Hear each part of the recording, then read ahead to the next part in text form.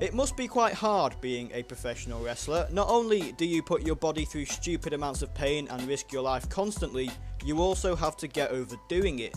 If the crowd don't care about you, no matter how many times you crush your spine against the canvas and break your goddamn neck, you won't warrant a reaction, and it'll all be a waste of time, effort and hospital bills. Luckily, WWE have NXT, a perfect platform for developmental talent to define their characters and get over with the audience, while also honing their in-ring skill.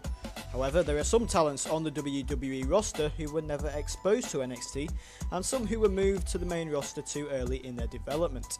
In this list, we're going to run down 5 WWE main roster talents who need to go to NXT.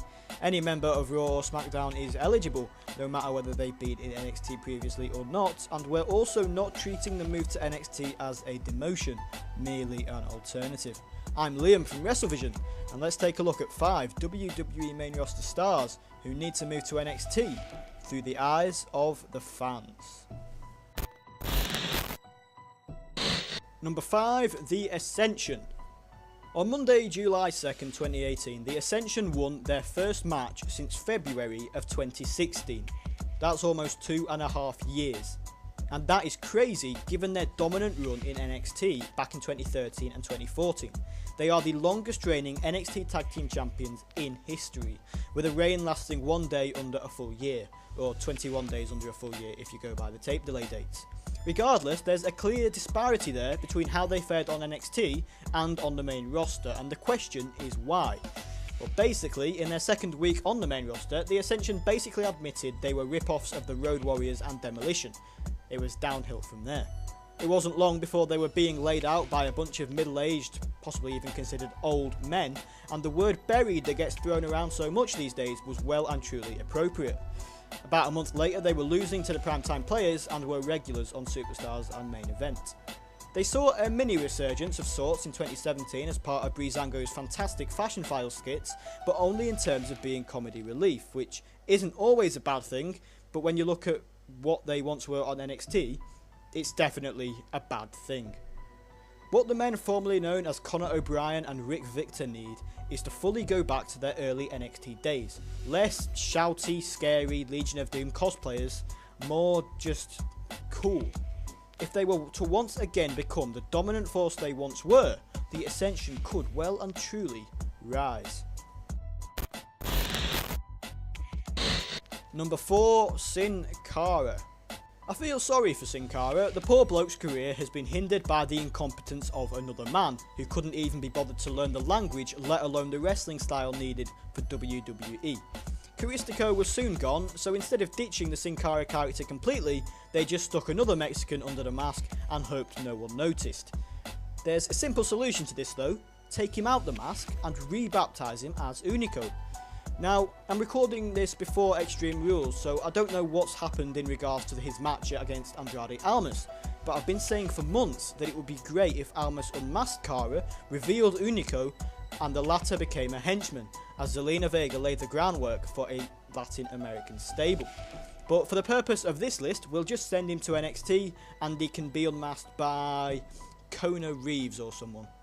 The point is that Hunico, the man behind the mask, deserves to be treated better than he is, because he is a phenomenal wrestler, but I just don't see that happening as long as he's straddled by the Sin Cara character. Number 3, Mike and Maria Kanellis. When Mike debuted and Maria returned to WWE last year, they were initially offered NXT contracts. They rejected them, however, as the couple clearly thought they were capable of getting over with WWE's mainstream audience, and Mike was comfortable enough in the ring to skip the process that the likes of Ricochet and EC3 have since succumbed to. Has it worked out for Mike and Maria? No. The former IWGP and Ring of Honor Tag Team Champion has only wrestled on one pay-per-view in his 13 months in WWE, which was last year's Battleground, where he lost to Sami Zayn in about 5 minutes. Yes, he was in the Andre the Giant Memorial Battle Royal on the WrestleMania pre-show and the Greatest Royal Rumble this year, but Babatunde was in the Greatest Royal Rumble, so it doesn't really count, does it? Anyway, with Maria currently out on leave after the couple's first child was born recently, Mike has found himself in no man's land yet again since being drafted to Raw in April. At least he gets to wrestle on main event every now and then. Still, in his current form, Mike really isn't needed on the red brand given that they have Kurt Hawkins as heel enhancement fodder, and when Hawkins is preferred to you, you know you're in trouble. A move to NXT could do the pair a world of good. Imagine the Full Sail crowd or even a takeover audience singing along to their cheesy theme music. And despite Mike's fairly successful stints in Ring of Honor, New Japan and Impact, and Maria's previous with WWE, there's a chance a lot of the current audience don't really know who they are, just that they love each other and Mike's a bit rubbish. There are no heel married couples currently in NXT, so there's already a unique selling point there, and a short or even prolonged potential run with the North American Championship would go some way to acquainting the Canellises with the WWE audience. Number 2, Zack Ryder. Zack Ryder is one championship away from joining the illustrious class of Grand Slam champions in WWE. The only issue is, the title that he needs is either the Universal or WWE Championship, and I'm going to go out on a limb here and say I don't think that's ever going to happen. Ryder's already been in NXT in 2015 and 2016 when he and Mojo Rawley established themselves as the Hype Bros. Since splitting from Rawley back in December though, Ryder's done pretty much nothing. He had a few run-outs in meaningless multi-man tag matches on SmackDown, was part of the Andre Battle Royal at WrestleMania, but since being drafted to Raw in April, he hasn't had a single match on the show. Granted, he has been injured and that prevented him from being part of the Greatest Royal Rumble, but since his recovery has only wrestled on main event, defeating Kurt Hawkins, which literally everyone does, and losing to Jinder Mahal. Back in the 2011 period, Ryder had gotten himself over with the WWE fanbase via his social media, most namely his YouTube show Z True Long Island Story. This was rewarded at the time with a US title run, which sadly lasted under a month, and he never recovered. Ryder is quite clearly surplus to requirements on Raw, with Heath Slater, Apollo Crews and more the preferred enhancement babyfaces, so a run in NXT could be just what Ryder needs. He's not Seth Rollins in the ring, but he's not the Great Khali either, and a recognisable face and comparative veteran such as Ryder turning up at Full Sail would send the crowd into a frenzy. By no means does he need a character overhaul, but simply to build some momentum, and there is no way that is happening if he stays on Raw. Number 1, Chad Gable. Chad Gable is very nearly the perfect package, and in fact for some he already is. His Olympic background gives him a USP and amateur wrestling skills reminiscent of WWE Hall of Famer Kurt Angle. So much so, they could easily pass him off as his long-lost son or something. Oh, never mind. On top of his skill, Gable of course possesses sensational power as evidenced by his beautiful Chaos Theory German suplex finishing move. He can play either a smarmy heel like he did during his time teaming with Shelton Benjamin, or a plucky underdog similar to a Daniel Bryan.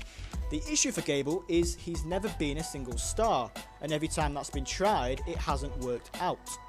He was part of American Alpha with Jason Jordan first. The pair won the NXT Tag Team Championships at TakeOver Dallas in 2016, before losing them 2 months later at TakeOver The End.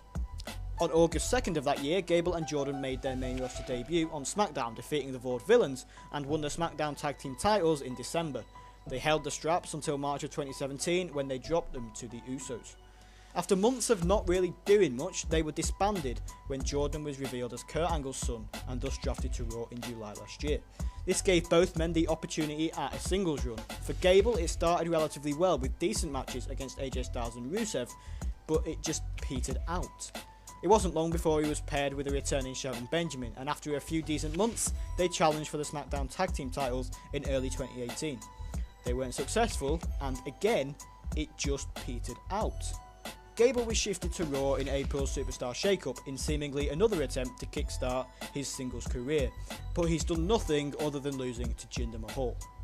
With the current state of Raw, with Brock not turning up and the IC title effectively being the top title, it's hard to see where a break for Gable will come from.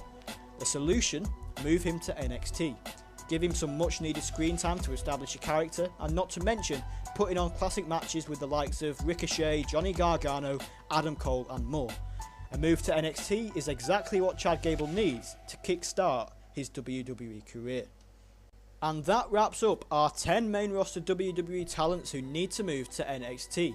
Our goal here at WrestleVision is to provide pro wrestling content through the eyes of the fans, which means we need your input. Do you agree or disagree with anyone on this list? Did we miss anyone off who you think could benefit from a move to NXT? Let us know in the comments below. You can also follow us on Twitter at WrestleVisionYT for regular updates regarding content and the channel, and also any general wrestling chat. If you enjoyed the video, please hit the like button, share it with your pals, and hit subscribe with all notifications turned on to never miss a video. I've been Liam from WrestleVision, and remember, follow the vision.